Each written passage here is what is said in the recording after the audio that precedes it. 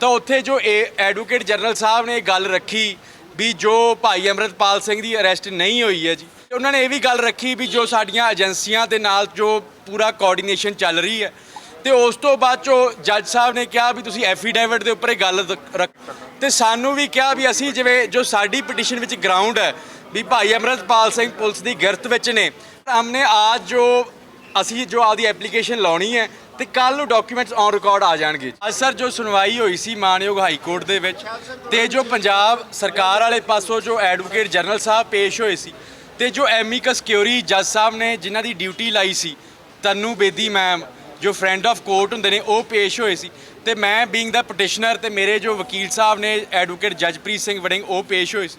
ਤਾਂ ਉੱਥੇ ਜੋ ਐਡਵੋਕੇਟ ਜਨਰਲ ਸਾਹਿਬ ਨੇ ਗੱਲ ਰੱਖੀ ਵੀ ਜੋ ਭਾਈ ਅੰਮ੍ਰਿਤਪਾਲ ਸਿੰਘ ਦੀ ਅਰੈਸਟ ਨਹੀਂ ਹੋਈ ਹੈ ਜੀ, ਤੇ ਉਹਨਾਂ ਨੇ ਇਹ ਵੀ ਗੱਲ ਰੱਖੀ ਵੀ ਜੋ ਸਾਡੀਆਂ ਏਜੰਸੀਆਂ ਦੇ ਨਾਲ ਜੋ ਪੂਰਾ ਕੋਆਰਡੀਨੇਸ਼ਨ ਚੱਲ ਰਹੀ ਹੈ, ਤੇ ਉਸ ਤੋਂ ਬਾਅਦ ਚੋਂ ਜੱਜ ਸਾਹਿਬ ਨੇ ਕਿਹਾ ਵੀ ਤੁਸੀਂ ਐਫੀਡੇਵਿਟ ਦੇ ਉੱਪਰ ਇਹ ਗੱਲ ਰੱਖੋ, ਤੇ ਸਾਨੂੰ ਵੀ ਕਿਹਾ ਵੀ ਅਸੀਂ ਜਿਵੇਂ ਜੋ ਸਾਡੀ ਪਟੀਸ਼ਨ ਵਿੱਚ ਗਰਾਊਂਡ ਹੈ ਵੀ ਭਾਈ ਅੰਮ੍ਰਿਤਪਾਲ ਸਿੰਘ ਪੁਲਿਸ ਦੀ ਗਿਰਫਤ ਵਿੱਚ ਨੇ, ਤੇ ਅਸੀਂ ਵੀ ਆਪਦਾ ਐਫੀਡੇਵਿਟ ਦਈਏ, ਤੇ ਉਸ ਨਾਲ ਜਿੰਨਾ ਵੀ ਸਾਡਾ ਜੋ ਸਪੋਰਟਿੰਗ ਐਵੀਡੈਂਸ ਹੈ, ਉਹ ਸਪੋਰਟਿੰਗ ਐਵੀਡੈਂਸ ਵੀ ਅਸੀਂ ਇੱਕ ਐਪਲੀਕੇਸ਼ਨ ਲਾ ਕੇ ਜੋ ਮਾਨਯੋਗ ਅਦਾਲਤ ਅੱਗੇ ਰੱਖਾਂਗੇ, ਤੇ ਜੋ ਕੱਲ ਨੂੰ ਇਸ ਕੇਸ ਦੀ ਜੋ ਅਗਲੀ ਸੁਣਵਾਈ ਰੱਖੀ ਹੈ ਜੀ 29 ਮਾਰਚ ਨੂੰ।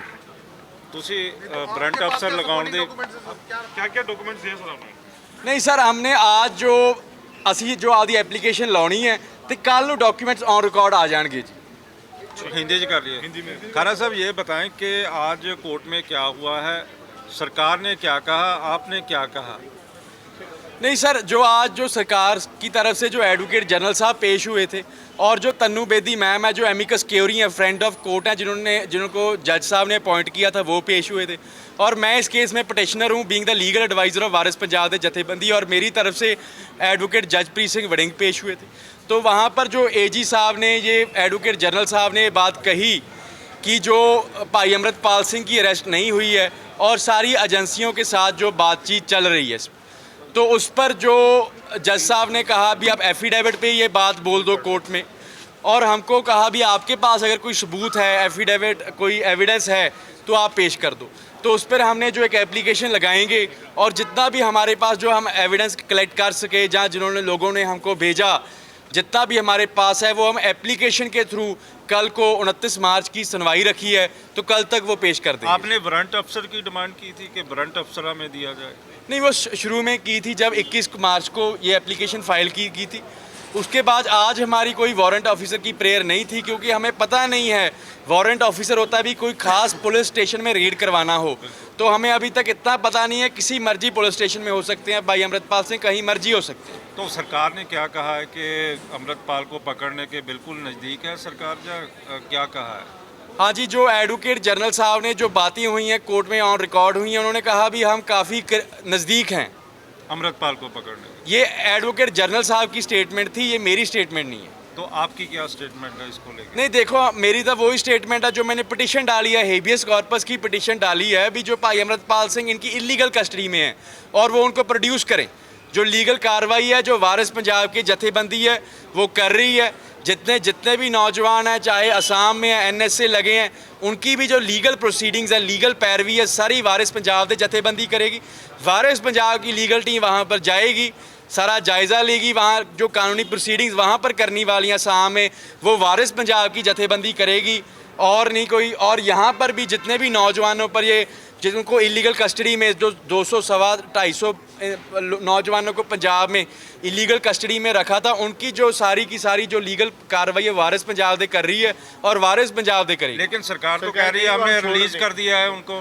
नहीं, काफ़ी शायद मेरी जितना मैंने न्यूज़ में देखा था, न्यूज़ मीडिया में देखा था, कुछ को रिलीज़ कर दिया है, और अभी तक काफ़ी अंदर हैं। काफ़ी के जो गार्डियंस हैं, पेरेंट्स हैं, उनके मुझे फ़ोन आ रहे हैं, किसी को 353 में झूठे केस में फंसा दिया, किसी और झूठे केस में उनमें डाला जा रहा है, 107 की उनकी बेलें रिजेक्ट कर दी जो होना नहीं चाहिए था।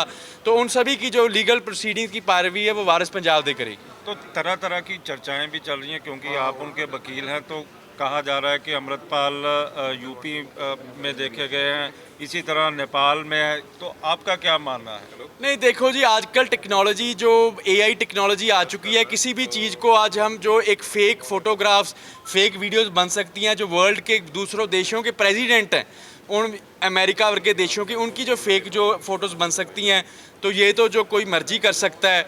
जो हमारा स्टैंड पिटिशन वाला है, हेबियस कॉर्पस वाला, अगर पुलिस के पास इतनी सारी जानकारी है तो जो देश की एजेंसियां लगी हैं, पंजाब की एजेंसियां, तो फिर पकड़ा अभी तक उनके हाथ क्यों नहीं कुछ लगा? तो हमें इसमें कुछ फिशी लग रहा है। एक प्रोपेगेंडा चलाया जा रहा है भाई अमृतपाल सिंह की इमेज को ख़राब करने के लिए, जो साथी थे उनकी इमेज को ख़राब करने के लिए। तो कुछ मीडिया चैनल्स भी इनके साथ हैंड इन ग्लव्स हैं। सर, जिस तरीके से ये सारी वीडियोस या फोटोग्राफ सामने आ रही हैं, क्या आपको लगता है कि ये सारा कुछ एक प्लानिंग के हिसाब से ही रिलीज़ किया जा रहा है और उसके अकॉर्डिंग ये सारा अपनी मनमर्जी से सारा कुछ किया जा रहा है? देखो, ये हम पूरा मुझे इस चीज़ की एप्रीहेंशन पूरी है भी, ये जो कर रहे हैं एक प्लानिंग के तहत एक प्रोपेगेंडा। देखो, काफ़ी एक जो पंजाब में पुलिस ऑफिसर हो और उनको यही ना पता हो भी शेरे पंजाब महाराजा रंजीत सिंह का झंडा किस तरह का था, जो मिसलों का झंडा किस तरह का था। तो ये सारा प्रोपेगेंडा, उनको इतना नहीं पता पंजाब में आईपीएस हैं और ये नहीं पता भी 1849 से पहले पंजाब का नक्शा क्या था। उसी नक्शे को ये कुछ और पेश कर रहे हैं, झंडे को कुछ और पेश कर रहे हैं। तो ये जो आईपीएस ऑफिसर्स हैं, ये जो ऑफिशियल्स हैं, ये किसी सरकार के एजेंडा तहत काम कर रहे हैं। क्योंकि ये तो एक 10वीं के बच्चे को भी पता होता है जो पंजाब में रहता है भी पंजाब का झंडा कैसा था पहले सिख राज का, और जो बाकी जो सिख राज का नक्शा कैसा था।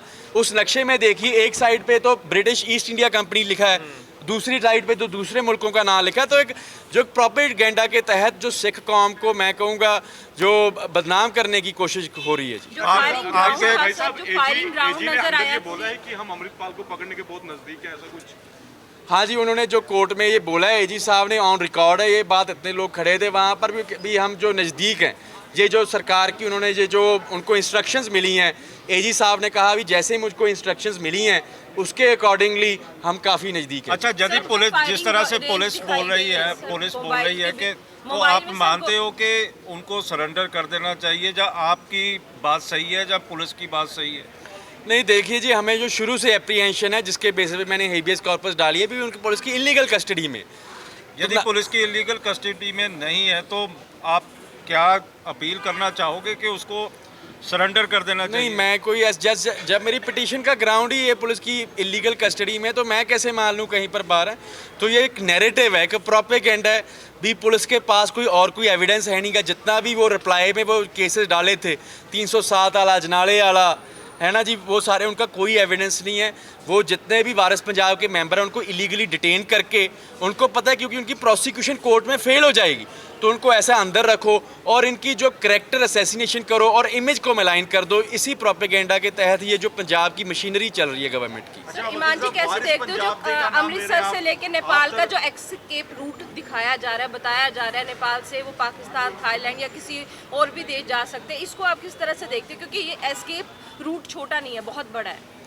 नहीं, देखो, मैं तो ये समझता हूँ पंजाब में 80,000 पुलिस मुलाजिम हैं, 100-150 गाड़ियों का काफिला था। मीडिया को ये बात पता नेपाल में कौन सा रास्ता है, राजस्थान में कौन सा रास्ता है, तो एजेंसियों और पुलिस को क्यों नहीं पता? इतने दिन हो चुके हैं, 10 दिन के करीब हो चुके हैं। अगर सारे रास्ते पता हैं तो ये बात कोई ऑन रिकॉर्ड क्यों नहीं है यार? ये कुछ उनको कुछ पकड़ा क्यों नहीं जा रहा फिर उनसे? अगर ये मेरे हिसाब से सिर्फ नैरेटिव्स हैं, प्रोपेगेंडा है और कुछ नहीं। भारत सरकार ने पंजाब की आप बात कर रहे हैं, लेकिन कल एक इंटेलिजेंस रिपोर्ट आई है, वो कह रहे हैं कि दीप सिद्धू के परिवार ने तो उस एनजीओ के डॉक्यूमेंट दिए ही नहीं है, तो आप वारिस पंजाब डे के लिए कह रहे हैं कि हम फाइट करेंगे लीगली, लेकिन वो तो कह रहे हैं वारिस पंच आम डे, इस नाम से एक नया संगठन बनाया था और वो इस्तेमाल कर रहे थे वो नाम। मौका में दीप सिद्धू की पॉपुलैरिटी को कैश करने की कोशिश कर जा रही है। नहीं जी, ऐसी कोई बात नहीं है। जितना मुझे मालूम है, मैंने जो रजिस्ट्री देखी है, जो बैबल इंसाफ मोर्चा में सुखराज सिंह न्यामी वाला हैं और उनके साथी गुरप्रीत सिंह हरीनौ हैं, उनके पास उन्होंने मेरे सारे डॉक्यूमेंट्स दिखाए हैं। रजिस्टर भी है वारिस पंजाब डे का, और किसी वारिस पंजाब डे की कोई बात कर रहे हैं मुझे उसकी 2 जगह रजिस्टर्ड है। 2 जगह रजिस्टर सर, एक मौका नहीं, जो भाई अमृतपाल सिंह वाली जो वारिस पंजाब डे है, उनके डॉक्यूमेंट्स मुझे गुरप्रीत सिंह हरीनौ और सुखराज सिंह के बैबल इंसाफ मोर्चा में मैंने देखे हैं। इस चीज़ की मैं पुष्टि कर सकता ये हूँ। दीप सिद्धू वाले ऑर्गेनाइजेशन से अलग है सर, या वही है? नहीं, ये जो लेगेसी है ये दीप सिद्धू की है।